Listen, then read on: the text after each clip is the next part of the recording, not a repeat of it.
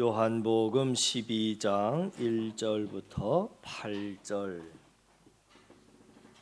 같이 읽습니다. 6월절 엿새 전에 예수께서 베다니에 이르시니 이곳은 예수께서 죽은 자 가운데서 살리신 나사로가 있는 곳이라. 거기서 예수를 위하여 잔치할새 마르다는 일을 하고 나사로는 예수와 함께 앉은 자 중에 있더라. 마리아는 지극히 비싼 향유 곧 순전한 나드 한 근을 가져다가 예수의 발에 붓고 자기 머리털로 그의 발을 닦으니 향유 냄새가 집에 가득하더라.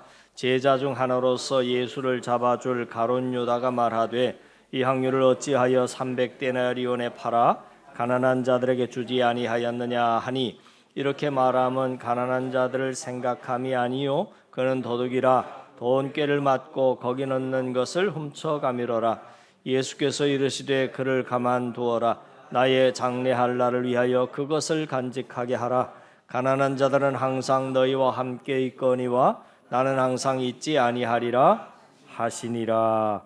아멘. 오전에도 말씀드린 것처럼 오늘 말씀의 컨셉이 좀 성경 공부에 가깝고요. 두 번째는 오늘 오후 말씀이 좀 깁니다. 좀 깁니다. 자, 오늘 본문은 마리아가 향유 옥합을 깨뜨려서 예수님께 부어드린 향유 옥합 사건을 접할 때 우리를 가장 혼란스럽게 하는 것은 예수님께 향유를 부어드린 마리아가 누구냐 라고 하는 문제입니다. 왜냐하면 성경에 마리아라고 하는 이름을 가진 여인들이 꽤 많이 등장한다 하고 오전에 말씀드렸습니다. 향유 옥합을 깨뜨려 예수님께 부어드린 마리아가 어떤 마리아일까? 이 이야기가 얼마나 중요했던지 마태도, 마가도, 누가도, 요한도 동일한 말씀을 기록하고 있습니다. 그런데 이 네 복음서에 흥미로운 차이가 발생합니다. 어떤 차이냐면 마가복음과 마태복음에서는 어디에서 이 사건이 벌어지느냐면 사건의 장소는 베다니에 있는 문둥병 환자인 시몬의 집에서 벌어진 것으로 기록합니다. 그리고 누가는 베다니가 아니고 장소가 갈릴리 사역 가운데 바리새인 시몬의 집에서 벌어진 사건이라 기록합니다. 그리고 오늘 본문 요한복음에서는 역시 베다니이기는 하지만 여기는 누구 집인지는 모르겠습니다. 그리고 많은 사람이 요한복음에서 등장하는 여인이 마리아인 것을 염두에 두고 그녀가 베다니의 마리아임에도 불구하고 사람들의 머릿속에 있는 향유를 부은 여인은 막달라 마리아라고 생각합니다. 그리고 막달라 마리아는 누가복음에 얘기하는 행실이 좋지 않은 죄 많은 여인이라고 하는 생각을 막 뒤섞어 놓아버렸습니다. 그래서 이것을 구별해 보아 읽어야 합니다. 그러니까 향유를 부었던 여인이 막달라 마리아라고 하는 근거는 없습니다. 누군지 모릅니다. 그러나 요한복음은 마리아라고 했습니다. 그리고 마태와 마가에는 한 여자가 라고 어떤 여인인지 또 알 수 없습니다. 그리고 누가복음에서는 그 여인이 죄 많은 여인이라고 이야기했을 뿐인데 어떤 죄인인지도 알 수가 없습니다. 이 대목에서 어떤 성도들은 막달라 마리아라고 말하는데 그렇게 생각하는 가장 큰 이유가 하나 있습니다. 그게 뭐냐면 찬송가 211장 때문입니다. 211장 찬송가 가사를 보시면 값비싼 향유를 주께 드린 막달라 마리아 본받아서, 이 찬송가 가사에 값비싼 향유를 드린 사람이 막달라 마리아라고 나옵니다. 그래서 자기도 모르게 향유 옥합 그러면 막달라 마리아라고 생각하는데 이것은 잘못된 내용입니다. 오늘 본문에 나오는 마리아는 막달라 마리아가 아니고 베다니에 사는 베다니 마리아입니다. 베다니 역시 지명이다 그랬습니다. 베다니 마리아는 마르다의 동생이고 죽었다가 살아난 나사로의 누이 동생입니다. 우리는 이 말씀을 통해서 찬송가 211장 1절의 가사가 잘못되었다라고 하는 것을 알 수 있습니다. 여러분, 사실 이 211장 찬송가는 미국의 회중교회 목사님이신 에드윈 파커라고 하는 목사님께서 1888년에 지은 곡입니다. 이 파커 목사님은 설교를 마치면서 그 설교에 맞도록 찬송가를 작곡을 했는데, 그 곡은 보스턴 버틀러 대학교의 찬송가학 교수인 당시 어거스틴 스미스라고 하는 분이 이 찬송가 가사를 편찬을 해서 동대학교에서 출판을 한 미국 학생 찬송가 229장에서 채택을 하게 됩니다. 그런데 안타깝게도 당시 이 목사님이, 에드윈 파커 목사님이 어떤 본문으로 설교를 했는지는 알려지지 않습니다. 누가복음으로 했는지, 요한복음으로 했는지, 마태 마가복음으로 했는지 본문이 알려지지 않습니다. 그런데 우리의 찬송가를 자세히 살펴보면 관련 선구를 여러분 보시면 누가복음 7장 46절, 이게 찬송가의 관주에 보시면, 찬송가를 보시면 누가복음 7장 46절이라고 되어 있는데, 여러분, 예수님께 향유를 부은 여인의 일화가 적혀 있기 때문에 아마도 파커 목사님이 이 성경 구절을 바탕으로 설교를 했고 작사를 했을 것이라 그렇게 추측해 볼 수 있습니다. 그런데 사실 이 누가복음의 성구는 목사님이 쓰신 것이 아니라 찬송가 편찬자가 자의적으로 붙인 구절입니다. 왜냐하면 원래의 가사에는 향유라고 하는 단어가 등장하지 않습니다. 원래 가사에는 제물이라고만 기록됩니다. 제물과 향유는 다른 거지요. 그러니까 향유는 애초부터 존재하지 않았습니다, 가사에. 그런데 이 곡이 우리나라에 전파가 되기 시작합니다. 첫 번째 전파된 것이 1959년 청년 찬송가에 처음 수록이 되면서 알려집니다. 여러분 보시는 것처럼 청년 찬송가의 가사를 잘 보십시오. 이때의 가사는 값비싼 재물은 나 없어도, 향유가 등장하지 않습니다. 값비싼 재물은 나 없어도로 시작합니다. 놀라운 건 이때 가사에는 막달라 마리아 이름도 등장하지 않습니다. 그리고 이후에 이 곡이 1967년 개편 찬송가에 실리면서 가사가 다시 한번 바뀝니다.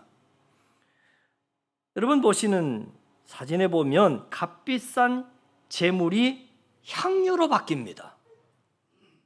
그러나 아직도 막달라 마리아의 이름은 존재하지 않습니다. 자, 재물이 향유로 바뀌었습니다. 그리고 1983년 현재 우리가 가지고 있는 통일 찬송가가 지금 새 번역으로 찬송이 되어 있죠. 그 통일 찬송가에 실리면서 드디어 오늘 우리가 가지고 있는 찬송가에 막달라 마리아가 등장합니다. 그러니까 정리하면 우리나라에 처음 소개된 찬송가에는 가사에 향유도 없고 막달라 마리아도 없습니다. 그러다가 1967년에 향유가 추가되었고 그 다음에 막달라 마리아가 추가된 것이 1983년 통일 찬송가에서입니다. 만약에 이것이 사실이라면 찬송가에 오류가 있는 셈입니다.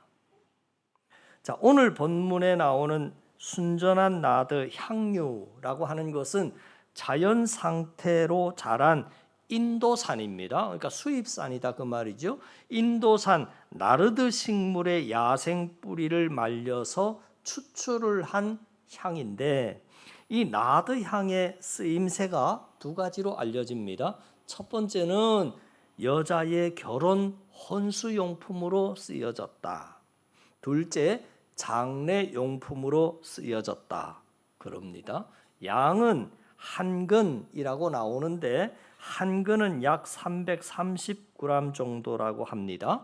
330g이면 보통 여러분 비행기 타실 때 기내에 가지고 휴대용으로 가지고 탈 수 있는 무게, 물이라든지 이런 액체 100g, 그 100g이 3개 양이 이제 300g이 되겠죠. 그리고 그 값을 성경은 얼마라고 했느냐면 300데나리온이라고 밝혔는데 300데나리온은 당시 일반 노동자가 하루 품삯을 받으면 그것이 1데나리온이라고 합니다. 그러니까 300데나리온이라고 하면 일반 노동자의 품삯 1년치에 해당하는 어마어마한 금액입니다. 자, 그렇기 때문에 오늘 본문을 우리가 자칫하면 이 본문을 어떻게 흘러갈 수 있게 되느냐면, 그래, 우리도 마리아처럼 향유 옥합은 아닐지라도 적금이라도 깨뜨려서 주님께 헌신해야 하지 않겠냐, 이렇게 우리의 어떤 행위나 또 헌신의 결단을 요구하는 쪽으로 말씀이 강조되기가 쉽습니다.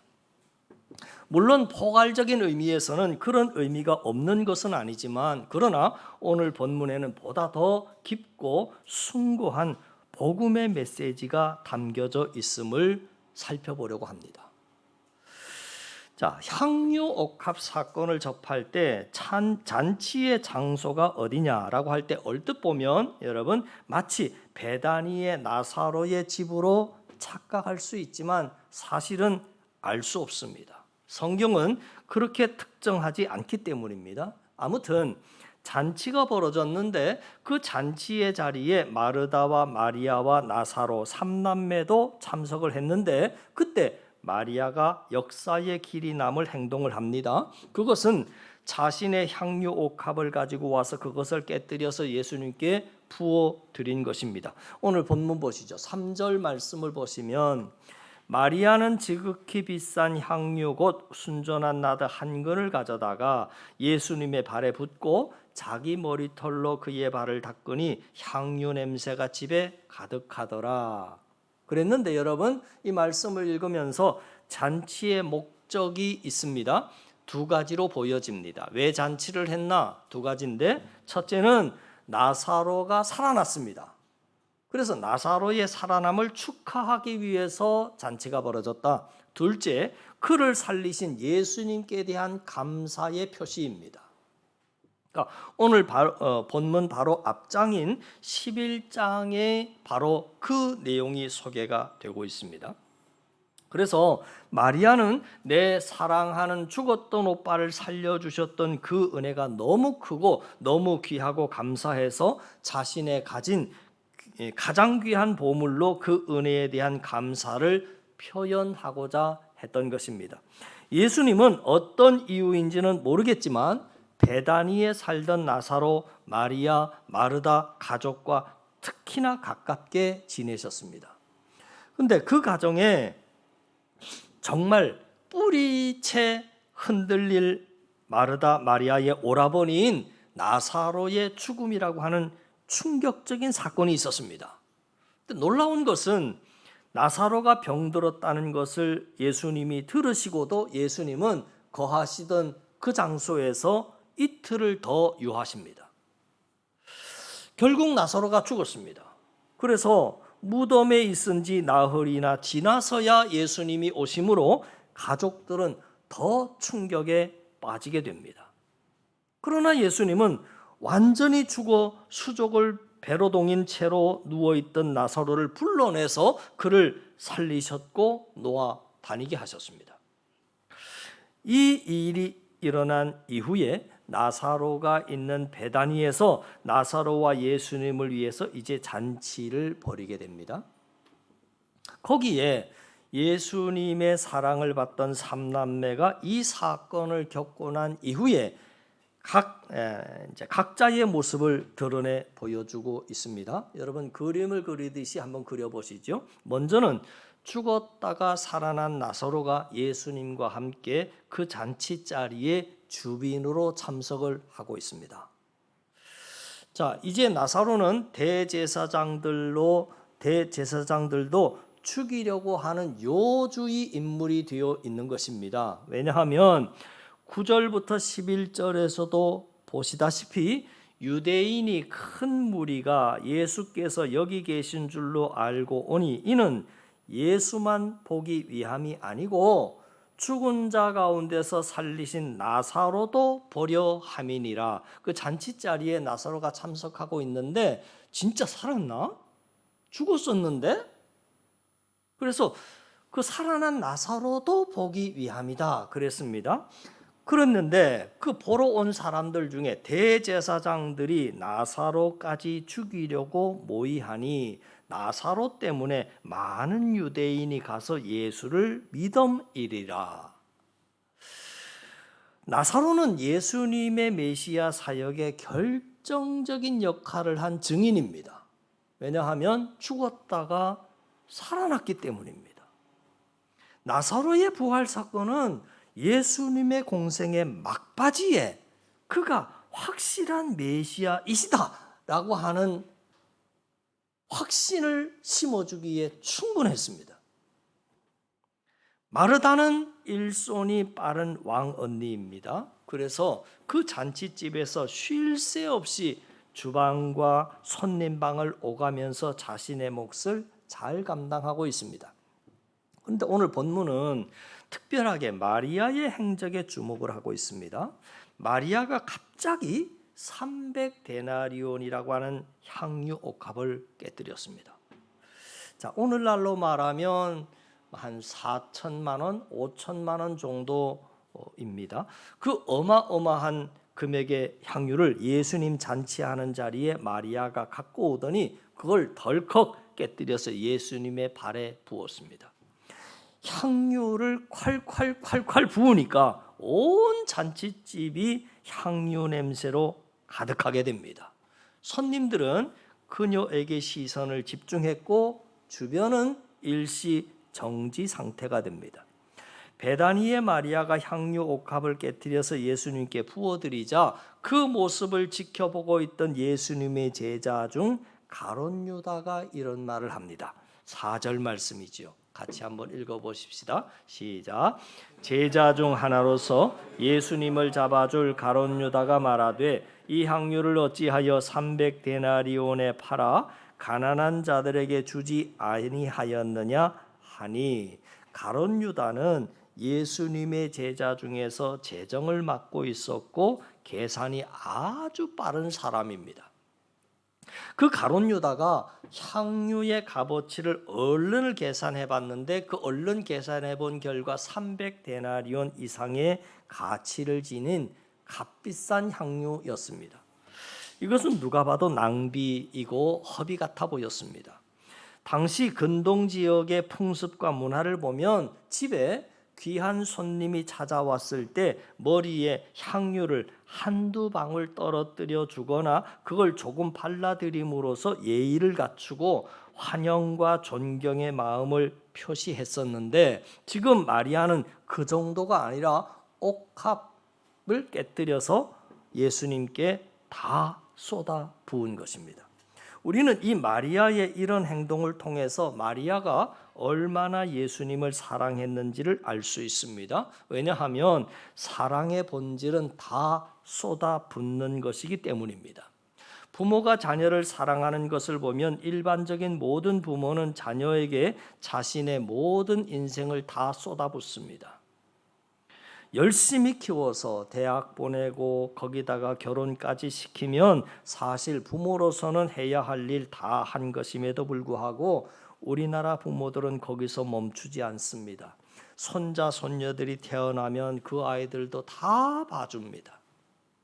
자식들 맞벌이 한다고 힘들다고 뒤치다거리도 다 해줍니다. 때마다 김치 담궈서 보내주고 맛있는 반찬이나 음식이 있으면 택배로도 보내주기도 합니다. 이게 바로 필요 이상으로 하는, 그만해도 되는데 계속하는, 다 쏟아붓는 부모의 사랑일 것입니다. 그것은 연인들도 마찬가지입니다. 데이트를 마치고 집에 돌아갈 때 형제가 자매를 집 앞까지 데려다 줍니다. 이거 분명 허비하는 시간이 아닙니까? 자매가 눈이 없습니까? 발이 없습니까? 자기 집을 못 찾아갑니까? 근데 바래다 줍니다. 그 시간 허비 같아 보이지요. 혼자 집을 못 찾아가는 것도 아닐 것이고 어차피 하루 이틀 뒤에 또 만날 건데 형제 입장에서는 자매를 집 앞까지 바래다 준다라고 하는 것은 이중으로 고생하면서 귀가 시간이 더 늦어진다는 것인데 그 허비와 같은 일을 기쁨으로 하는 이유가 무엇이겠습니까? 사랑의 대표적인 사랑한다라고 하는 것의 대표적인 증상이 허비이기 때문에 그렇습니다. 사랑하면 허비하고 그 허비가 허비로 느껴지지 않는 겁니다. 자, 그럼에도 불구하고 여전히 풀리지 않는 문제가 있습니다.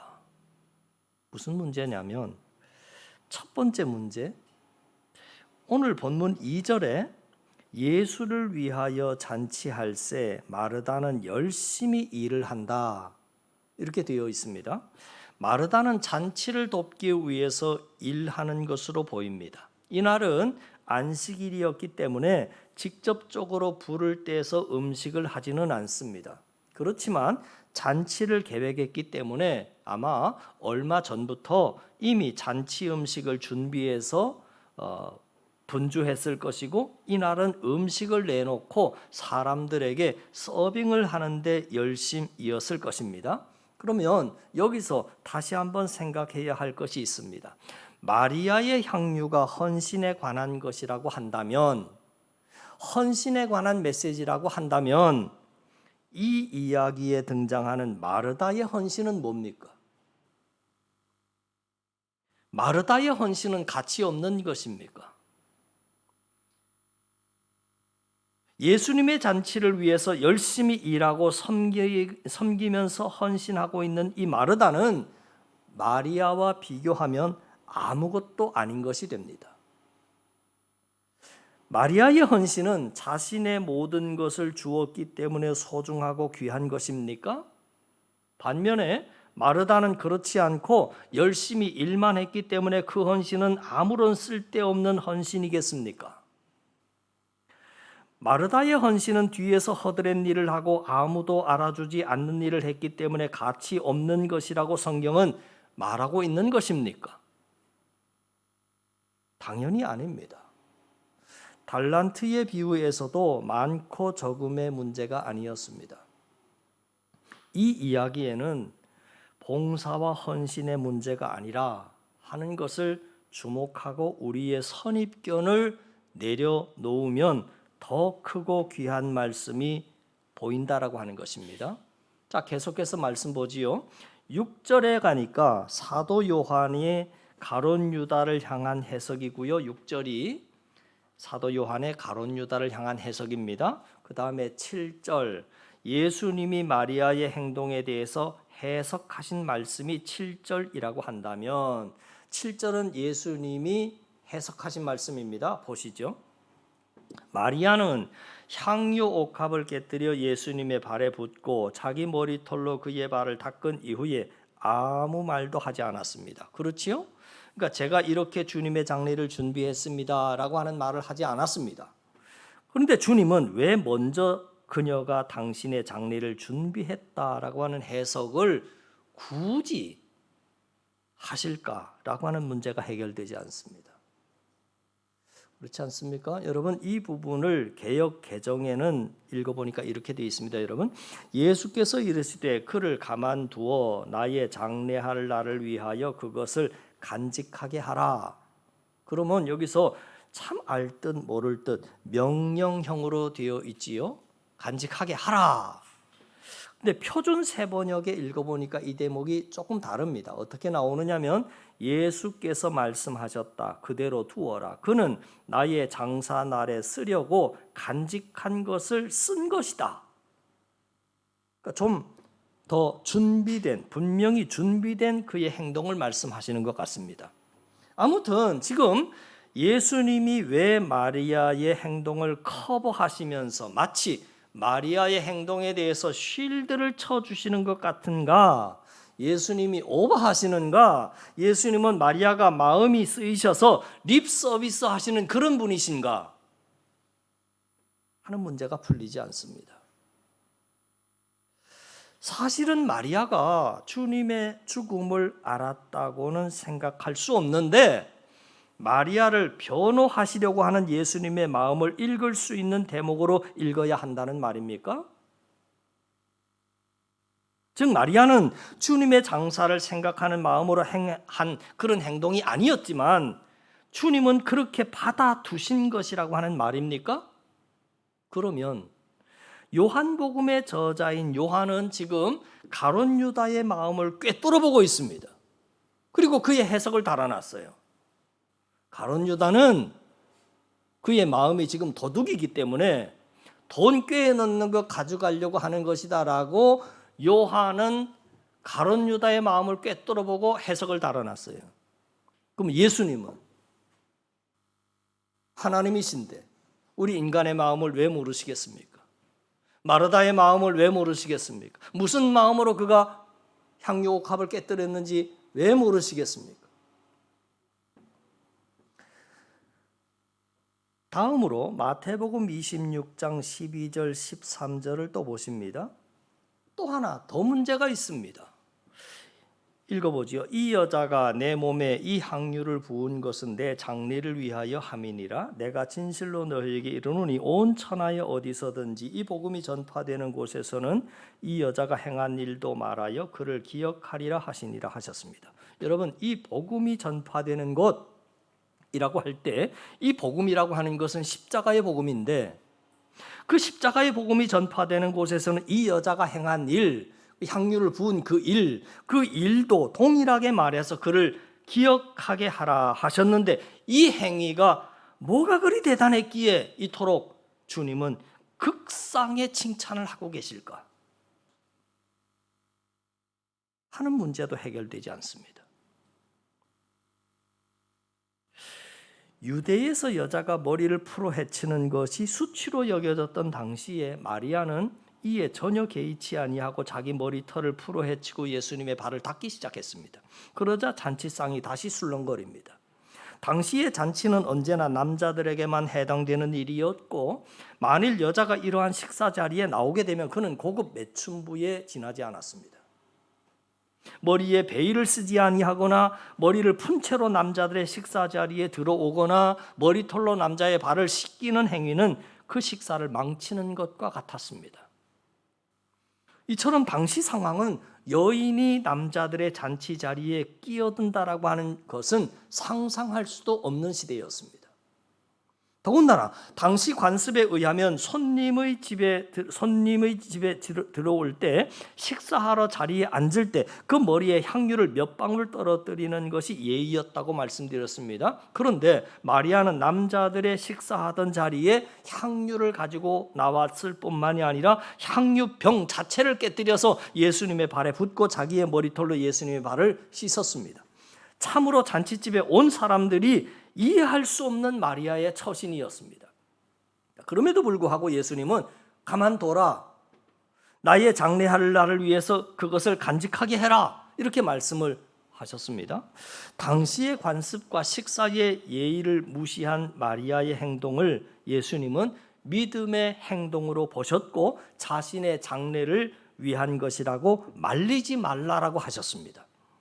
가난한 자들을 이야기하느냐? 가난한 자들은 굳이 오늘 이야기할 거 아니지 않느냐? 가난한 자들을 돌보는 것은 일상처럼 해야 할 일이다. 하지만 마리아의 이야기는 지금 일상의 가난한 사람들을 돌보는 그런 수준의 이야기가 아니고 오직 이때만 할 수 있는 특별한 의미다라고 말씀하십니다.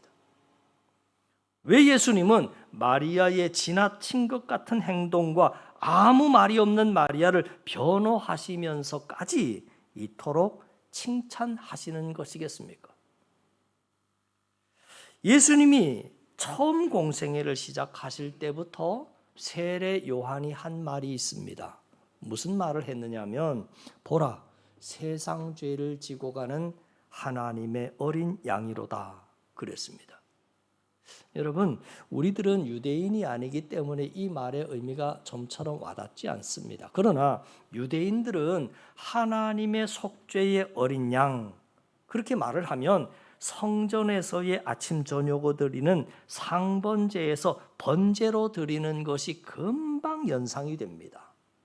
번제를 드릴 때는 목을 따고 가죽을 벗기고 내장을 꺼내고 물로 씻고 불로 태우고 그렇게 완벽하게 양을 죽여서 바칩니다. 이 제사는 모든 제사의 기본입니다. 이 제사 없이 다른 제사는 안 됩니다. 그러니까 당시의 사람은 속죄의 어린 양, 그러면 금방 연상이 됐다 그 말이죠. 완전한 죽음을 말하기 때문입니다. 이렇게 예수님의 죽음은 처음부터 예견이 되었지만 아무도 몰랐습니다. 본문 1절을 보면 잔치가 벌어진 날이 유월절 엿새 전이라 그랬습니다. 엿새 후면 예수님은 이제 골고다를 오르실 것입니다. 예수님은 여러 차례에 걸쳐서 자신의 순환을 예고하셨습니다. 내가 반드시 예루살렘에 올라가서 고난을 받을 것이고 대제사장들과 장로들과 사람들에 의해서 내가 죽임을 당할 것이다. 그러니 나를 따라오려거든 자기 십자가를 지고 나를 따라야 한다라고 말씀을 하셨습니다. 그러나 이 이야기를 하실 때 주변에 있던 누구도 십자가의 의미를 제대로 알고 받아들인 사람이 없었습니다. 제자 중에도 베드로는 주는 그리스도시고 살아계신 하나님의 아들이십니다. 이 고백을 해놓고 예수님이 십자가의 죽으심을 말하니까 당장 뜯어 말린다고 난리치다가 망신을 당하고 말았지 않습니까? 베드로는 물론이고 제자 중에 십자가의 의미를 바로 알고 받아들인 사람이 아무도 없었습니다. 그런데 지금 예수님의 해석은 이 마리아가 한 것은 그냥 너희가 보는 그런 돌출 행동이 아니고 골고다를 오르시고 십자가를 지실 그 일을 받아들이고 준비한 마리아의 신앙 고백이다라고 말씀을 하십니다. 예수님이 얼마 후에 지게 되실 십자가의 죽음과 그 고난을 믿음으로 받아들이고 그 장래할 날을 위해서 이렇게 마리아가 했다라고 하는 이야기입니다. 이런 일이 어떻게 있을 수 있겠습니까? 마리아는 누구보다도 예수님의 말씀을 사모했던 여인입니다. 여러분 아시는 것처럼 누가복음 10장에 보면 그에게 마리아라 하는 동생이 있어 주의 발치에 앉아서 그의 말씀을 듣더니 마르다는 준비하는 일이 많아서 마음이 분주했다. 마르다는 열심히 일하는데 분주했고 마리아는 말씀 듣는데 분주했다 그 말이죠. 언니 마르다는 예수님이 오셨을 때 음식을 준비하고 있는데 동생 마리아는 예수님의 발치에 앉아서 말씀을 경청했습니다. 예수님이 예루살렘에 오실 때마다 마리아는 눈치와 비난을 받으면서도 말씀의 자리를 놓치지 않았습니다. 제자들과 함께 예수님의 말씀을 들었고 때로는 친근함으로 예수님과 더 깊은 대화를 분명히 나누었을 것입니다. 그러나 예수님을 향한 마리아의 신뢰와 믿음도 오라비 나사로의 죽음 앞에 속절없이 무너집니다. 나사로의 죽음 앞에서 예수님의 방문이 지체됐을 때 예수님을 맞이하러 나왔던 마르다와는 달리 마리아는 집에 있었습니다. 언니 마리아는 예수님 오신다 그러니까 얼른 뛰어나갔는데 마르다는 지금 삐져 있는 상태입니다. 나중에 예수님을 마주했습니다. 그러고는 마리아가 하는 얘기가 예수님이 여기 계셨더라면 내 오라비가 죽지 않아야 했을 겁니다 하는 원망의 말을 하게 되지요. 누구보다도 말씀을 가까이 들었고 누구보다도 주님의 그 마음 깊은 비밀을 가장 잘 알 수 있는 마리아인데 그러한 마리아도 막상 오라비의 죽음 앞에 서니까 그 신앙이 바닥을 드러내 보였습니다. 그러니까 십자가 복음에 대한 이야기를 주님이 말씀하셨기 때문에 듣기는 다 들었지만 내가 대제사장들에게 잡힐 거야, 내가 십자가에 죽을 거야 다 들었지만 마리아조차도 주님이 나는 부활이요 생명이니 내가 이걸 믿느냐 그랬더니 아멘 믿었습니다. 아멘 그랬어요. 마르다도 그랬습니다. 그런 그녀였지만 죽음의 세력 앞에 낙담하고 그냥 주저앉았던 겁니다.